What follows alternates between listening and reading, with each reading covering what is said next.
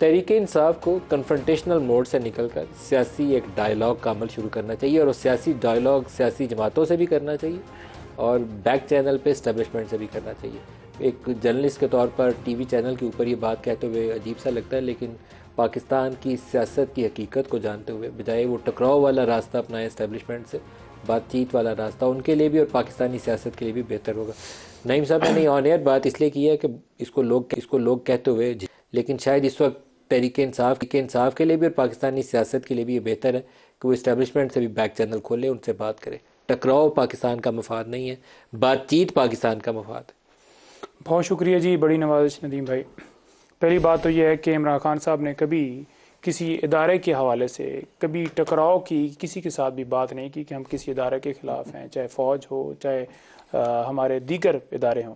یہ تو غلط بات ہے جو کہ صرف اور صرف فائدہ لینے کے لیے کی جاتی ہے کہ اس طریقے سے عمران خان کو یا ان کی جماعت کو سائڈ پر کیا جائے اور ہمیں اقتدار ملا جائے، جیسے انہوں نے پہلے اقتدار لیا اسی طریقے سے، اور نیکسٹ بھی یہ چاہتے ہیں کسی طرح سے کارپٹ بچھائی جائیں اور ان کو اقتدار ملے، لیکن عوامی بالکل پذیرائی نہیں ہے، عوام میں ان کی کوئی۔ کیا پارٹی کے اندر کوئی ان ہاؤس تھاٹ پروسیس ہے کہ ہم نے کیسے نارملائزیشن کی طرف جانا ہے؟ کیونکہ یہ کنفرنٹیشنل موڈ یہ کاؤنٹر پروڈکٹیو ہے کہ خاص حد سے زیادہ جائے نا تو پھر یہ نقصان دینا شروع ہو جاتا ہے۔ اب یہ نقصان دے رہا ہے۔ اب بات یہ ہے کہ یہاں پر صرف یہ نہیں بات کہ پی ٹی آئی کی بات ہے یا پاکستان تحریک انصاف کی جماعت کی بات ہے، بلکہ یہ پورے پاکستان کا معاملہ ہے، اور اس کے اندر جو ہماری پاکستان کی عوام ہے، یہ اس کی توہین ہے، یہ اس کی توہین ہے کہ لوگوں کو جنازے کے اندر شامل ہونے کے اوپر پولیس جو ہے وہ دھاوا بول دیتی ہے، انہیں اٹھا لیا جاتا ہے یا گولیاں چلا دی جاتی ہیں۔ آپ اس کی آؤٹ کم کے اوپر ذکر کر رہے ہیں، میں بنیادی ایشو کے اوپر پوچھ رہا ہوں کہ آپ نے پارٹی پہ کچھ تھاٹ پروسیس کیا ہے کہ ہم نے اس کو نارملائزیشن کی طرف کیسے لے کے جانا؟ دیکھیں بات یہ ہے کہ نارملائزیشن، اگر آپ حق کی بات کرتے ہیں، سچ کی بات کرتے ہیں، کرپشن کے خلاف کھڑے ہوتے ہیں،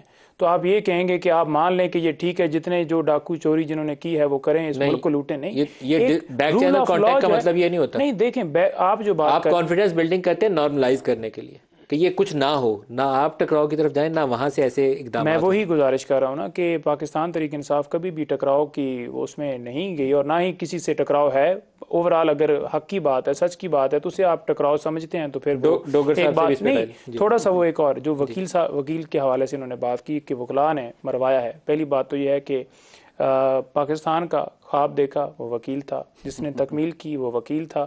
آپ پھر قائد اعظم کے اوپر ہی پہل کہہ دینا کہ وہ وکیل تھے تو وہ انہوں نے کیوں پاکستان بنایا، آپ وہاں سے پھر شروع کرتے ہیں۔ اور یہ بات کرنا کسی نے نہیں کہا، نہیں آپ نے بات کی ہے نا، بیرسٹر گور کی ہے نا کہ وکلاء نے اور جو ہے وکیل کو جو ہے چیئرمین لگایا گیا ہے، اور اس وقت پاکستان تحریک انصاف کے اوپر جو ہے صرف وکلاء بچ گئے ہیں، سیاسی جو ہے وہ بچے نہیں ہو رہے۔ علی محمد خان کی مثال دی، مجیب الرحمان والا بھی وکیل ہے لیکن انہوں نے پارٹی کے سیاسی کارکن کی مثال دی۔ مجیب الرحمان جو ہیں اس وقت بھی اساتذہ کو اور ان کو ہی ٹکٹ ملے تھے وکلاء کو، اور آپ نے دیکھا کہ وہ کس طرح جو ہے انہوں نے سیٹیں لیں۔ انشاءاللہ ایسے ہی ہوگا کیونکہ قوم جو ہے وہ عمران خان کے ساتھ کھڑی ہے۔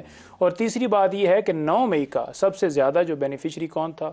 کمال ہے ویسے مجیب کی مثالیں اس وقت ایک مثالی جو آؤٹ کم ہے نا اس کے طور پر دی جا رہی ہیں۔ آپ لوگ کچھ سوچے، پاکستان ہے یہ ہمارا ملک ہے، یہ ہم نے اس کو بچانا ہے، ہم نے اس کے ساتھ کیا کرنا ہے یہ سوچیں آپ سارے لوگ۔